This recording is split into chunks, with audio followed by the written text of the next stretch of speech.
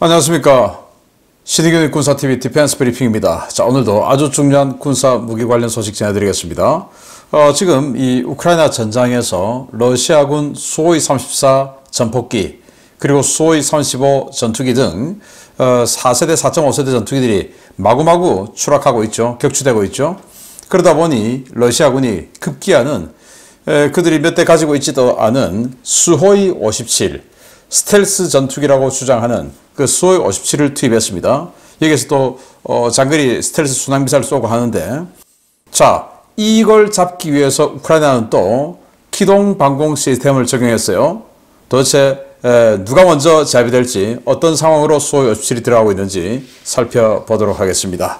5가지 단식 먼저 보겠습니다. 네덜란드는 우크라이나에 주기 위해서 디타라고 하는 자주포를 구매 계약을 체결했고요. 여기에서부터 싱가포르는 F-35A 전투기 8대 구매를 의결했고 총 F-35 20대 도입하게 됐네요. 살펴보겠습니다. 첫 번째입니다. 네덜란드 정부가 우크라이나에 공급하기 위해 체코에서 제작한 차륜형 자주포 디타 9문 구매 계약을 체결했습니다.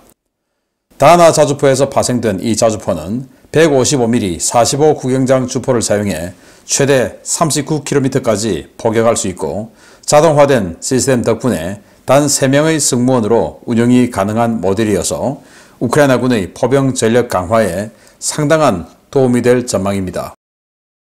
오는 2030년까지 세계 각국 방산업체들과 협력해 국산 무기 구매 비율을 전체 무기 구매 예산의 50%까지 끌어올린다는 계획을 추진 중인 사우디아라비아가 파트너를 잘못 고른 것 같습니다. 미국 군사 전문지 브레이킹 디펜스가 미국과 유럽 등 서방 기업들이 사우디가 제시한 일정을 어기고 현지 업체와의 기술 협력과 현지 생산 약속들을 이행하지 않아 사우디와 갈등을 빚고 있다고 보도했습니다.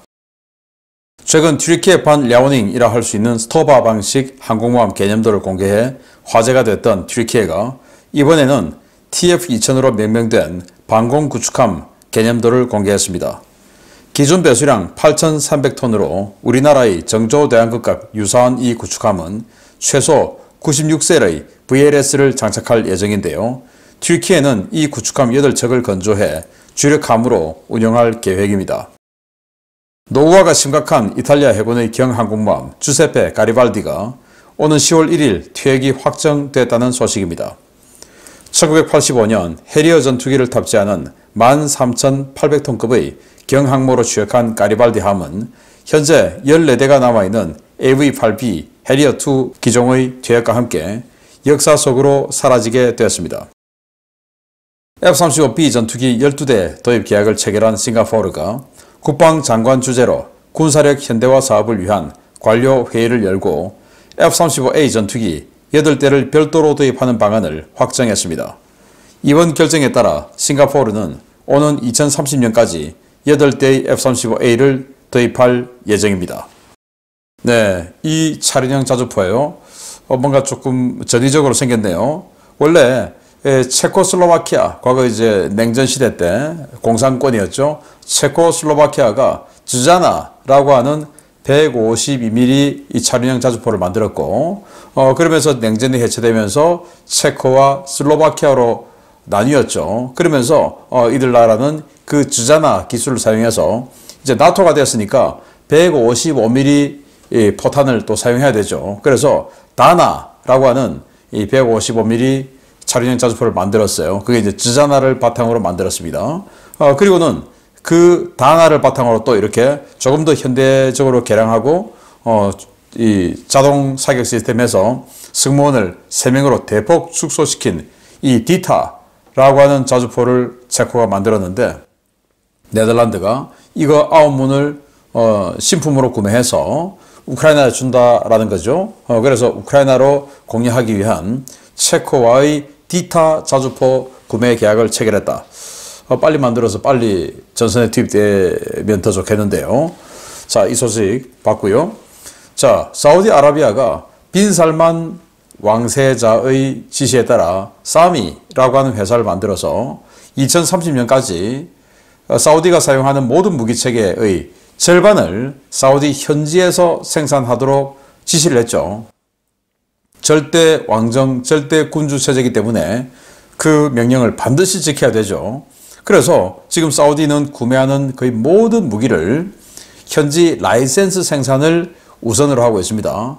그래서 최근에 우리 한국도 사우디에서 이 완전 방산 대박 터뜨릴 거다라는 예상을 제가 여러 번 해드렸는데, 그 와중에 미국이나 유럽의 여러 무기들이, 또 우리가 모르는 무기들이 사우디와 현지 생산 계약을 체결했지 않겠습니까? 그런데 이 매체에 따르면 그 유럽과 미국의 업체들이 약속을 제대로 이행하지 않고 있다. 그래서 언제까지 현지 생산 이 시스템을 만들고 생산 계획 체결하고 기술 이만큼 이전해주고 뭐 이렇게 돼야 되는데, 그게 안 해주고 있다. 갖은 핑계를 대고 안 해주고 있다라는 거예요.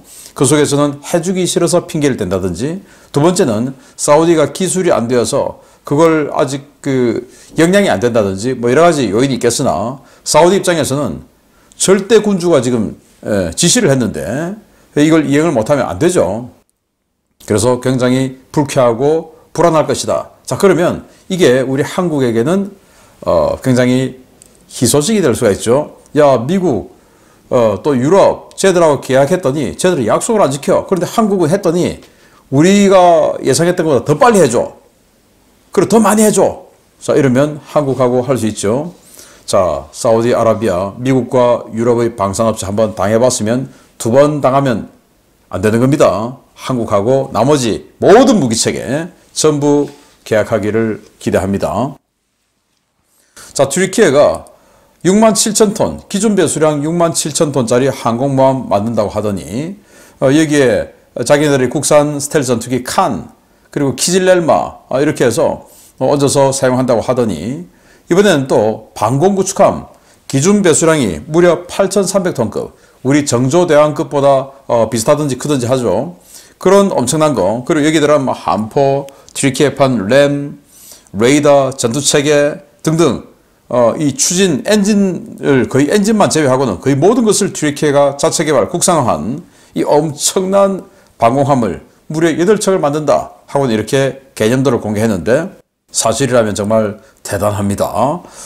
이 튀르키예가 지금 이것뿐만 아니고 이스탄불급 호위함이라고 해서 3,000톤급 호위함 8척, 잠수함 6척, 그리고 지금 이 아나돌루급 한 척 더 하죠. 그리고 또 67,000톤 항공모함 한다고 하죠. 강습 상륙함 또 만들죠. 도대체 지금 튀르키예가 완전히 지금 인플레가 그냥 어마어마한데, 경제 위기인데 무슨 돈이 있어서 이렇게 해군력 폭주를 하는지 조금 궁금하기도 하네요. 자, 주세페 가리발디, 이탈리아 통일의 아주 큰 역할을 했던 사람이죠. 까보르와 함께 그 역사적인 인물들이고요. 그 주세페 가리발디의 이름을 딴 항모가 바로 이 배인데 1985년 취역을 했고 해리어 전투기를 탑재를 하죠. 여기 지금 해리어 얹어져 있습니다. 그런데 해리어는 단종됐죠. 그런데 또 지금 미 해병대는 해리어를 많이 쓰고 있습니다. 그래서 미 해병대가 이 해리어 이거 중고로 받아가려고 좀 제발 빨리 좀 퇴역해라.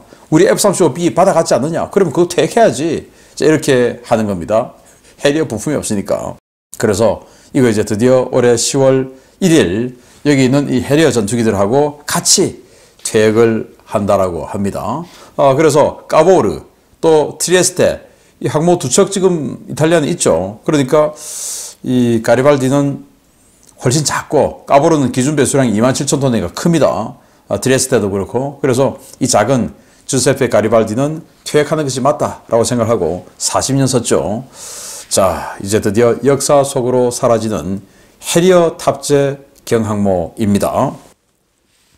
자, 싱가포르가 F-35B 12대 계약을 체결했습니다. 왜냐하면 그들이 다목적 모함, 그래서 한 10,000톤짜리 되는 강습 상륙함 겸 항공모함을 4척을 건조를 하고 그 4척에 탑재되는 함재기로 F-35B를 선정하고 12대를 계약을 했어요. 그래서 말라카입을 딱 틀어막아 버리겠다라고 하는 건데, 자, 그건 이제 해군이고 공군에서도 F-35가 필요하지 않느냐 해서 공군용으로 또 F-35를 8대 추가 구매해서 F-35 총 20대로 간다고 하는데, 이 싱가포르가 말라카입에서 정말 군사 강국으로 계속 거듭나고 있는 소식 알려드렸고요.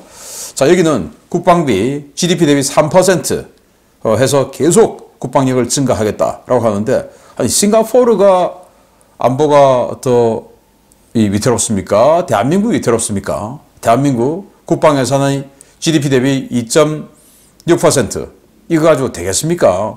정신 차려야 됩니다. 자, 주요 소식 들어갑니다. 우크라이나가 최근 동부 전선에 주력 중장거리 방공 무기들을 이동식 포대 형식으로 전진 배치하면서 러시아군의 최신 전술기 손실이 눈덩이처럼 불어나고 있습니다. 러시아가 이에 대응하기 위해 스텔스 전투기 수호이 57을 등판시키고 우크라이나도 패트리어스로 맞불을 놨다는 소식입니다. 조만간 둘 중 하나가 파괴됐다는 보도가 나올 것 같습니다. 러시아 항공우주군이 최신의 스텔스 전투기 수호이 57 펠론을 도네츠크 지역의 우크라이나군 군사시설 공습에 동원했으며, 이번 공습을 통해 러시아 최초의 스텔스 스트라이크 패키지 모델을 선보였다고 스푸트니크 통신이 현지 시각 2월 29일 보도했습니다. 통신은 러시아 항공우주군이 지난 2월 18일 수호이 35 전투기 2대의 엄호를 받으며 우크라이나 도네츠크 특수군사작전 공역에 진입했고, 수호이 57 전투기를 위해 특별히 설계된 KH-69 스텔스 순항미사일을 발사해 적 목표물을 파괴했다고 전했습니다. KH-69 미사일은 수호이 57 전투기의 내부 무장창에 탑재되는 스텔스 순항미사일로 사거리는 290km, 탄도 중량은 300kg인 무기인데요. 스푸트니크 통신은 도네츠크 공습 성공만 보도했지만 2월 7일과 2월 8일 루안스크에서 있었던 또 다른 공습에서 발사된 KH-69는 기술적 오작동으로 비행 중 들판에 추락했다고 밀 블로거들은 전했습니다. 러시아는 사실상 전략 자산으로 취급되는 수호이 57의 손실을 우려해 우크라이나 영공 투입을 극도로 꺼려왔는데요. 최근 우크라이나군의 장거리 방공 무기에 의한 전술기 피해가 늘어나자 수호이 57 투입을 결정한 것으로 풀이됩니다. 러시아가 수호이 57을 투입하자 우크라이나 역시 패트리어트 포대와 나삼스 포대 일부를 이동식 방공단에 배속시켜 전선 인근으로 전진 배치했습니다. 이들 방공자산은 주로 수도 키이우와 대도시인 하르키우, 리비우 등을 방어하기 위한 전력으로 운용되어 왔는데요. 동부 전선의 러시아 항공우주군의 활동이 급격히 증가함에 따라 최고 수뇌부 차원에서 방공자산 전진 배치가 결정된 것으로 알려졌습니다. 양측이 최전선에 최정예 스텔스 전투기와 방공 무기를 모두 투입함에 따라 이제 관심은 누가 먼저 상대방을 파괴하느냐로 쏠리고 있는데요. 패트리어트와 펠론의 대결, 과연 누가 먼저 킬마크를 가져갈지 지켜봐야겠습니다. 네, 수호이 57. 그들은 스텔스라고 주장하는데, 이게 뭐 워썬더라고 하는 게임 커뮤니티에 서로 막 난타전 논쟁을 하다가 러시아 군인 출신이 올려버렸죠. RCS 정보를. 그래서 0.5에서 0.1제곱미터 정도, 그러니까 라팔 정도 RCS다라고 들켜버렸어요. 자, 그 내부 무장창이 있습니다. 그 내부 무장창에 이게 들어가는데 KH-69 290km 날아가는 스텔스 순항미사일인데, 이걸 이제 쏘기 시작했다. 그동안은 수호이 57이 격추될까봐 겁이 나서 전선에 투입 못하고 있다가 이제 지금 막 수호이 33 마구마구 격추되니까 안 되겠다, 스텔스 들어가자 해서 이제 이게 들어오는데, 수호이 35가 엄호하고, 그리고는 그것도 겁이 나서 이제 전선으로 들어가서 정말 근접 항공 지원은 하지 않고 멀리서 장거리 순항미사일 쏘는데, 그마저도 2월 7일과 2월 8일 두 번이나 중간에 추락했다는 겁니다. 이게 2022년에 실무를 선보였는데, 그럼 얼마 안 됐죠. 그런데 벌써 실전에 배치한다. 이건 제대로 테스트도 안 하고 그냥 쏘는 거니까 아마 실전에서 지금 테스트용으로 지금 실전을 하는 거 아닌가라고 생각이 되는데, 두 번 추락하고, 그리고 이제 세 번째는 어떤 타겟인지 모르겠지만 목표물에 명중했다라고 하는데요. 자, 이걸 잡기 위해서 우크라이나는 독일에서 받은 패트리어트2 이 발사 차량들을 전진 배치했어요. 그리고 이동합니다. 이동해야 어디 있는지 모르죠. 계속 그냥 한 자리만 있으면 여기 타격받아 버리죠. 그래서 이동 배치하면서 전진 배치했어요. 그래서 160km까지 날아가니까 수호이 57 들어오기만 하면 그냥 가는 거죠. 뭐 딱히 스텔스도 아니니까. 그래서 과연 패트리어트 발사대가 먼저 파괴될지, 수호-27이 먼저 격추될지, 수호-27 격추되면 정말 대박인데요. 잔해 주워 가려고 막 혈안이 되겠죠. 그 소식 기대해 보면서 알려드렸습니다. 마치겠습니다. 감사합니다.